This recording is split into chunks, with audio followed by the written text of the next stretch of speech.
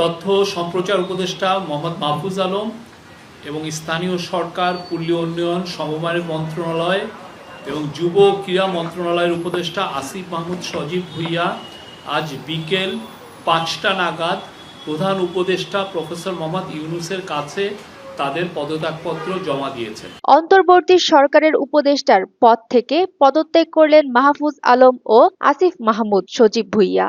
তারা পদত্যাগপত্র জমা দিয়েছেন বলে জানা গেছে। জুলাই অভ্যুত্থানের নেতৃত্ব দেওয়া ছাত্রদের প্রতিনিধি হিসেবে অন্তর্বর্তী সরকারের উপদেষ্টা ছিলেন মাহফুজ আলম ও আসিফ মাহমুদ। মাহফুজ তথ্য ও সম্প্রচার মন্ত্রণালয় এবং আসিফ মাহমুদ স্থানীয় সরকার, পল্লী উন্নয়ন ও সমবায় মন্ত্রণালয়ের পাশাপাশি যুব ও ক্রীড়া মন্ত্রণালয়ের উপদেষ্টার দায়িত্ব পালন করছিলেন। তফসিল ঘোষণার সাথে সাথে কার্যকর হবে।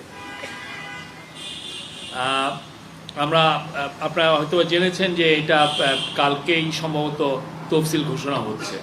মাহফুজ আলম শুরুতে প্রধান উপদেষ্টার বিশেষ সহকারী ছিলেন। নিয়োগ পান গত বছরের 28 নভেম্বর। পরে 10 নভেম্বর তিনি উপদেষ্টা হিসেবে শপথ নেন। তবে সে সময় তাকে কোনো মন্ত্রণালয়ের দায়িত্ব দেওয়া হয়নি। নাহিদ ইসলাম পদত্যাগ করার পর তাকে তথ্য উপদেষ্টার দায়িত্ব দেওয়া হয়। অন্যদিকে আসিফ মাহমুদ শুরুতে ছিলেন শ্রম মন্ত্রণালয় এবং যুব ও ক্রীড়া মন্ত্রণালয়ের দায়িত্বে।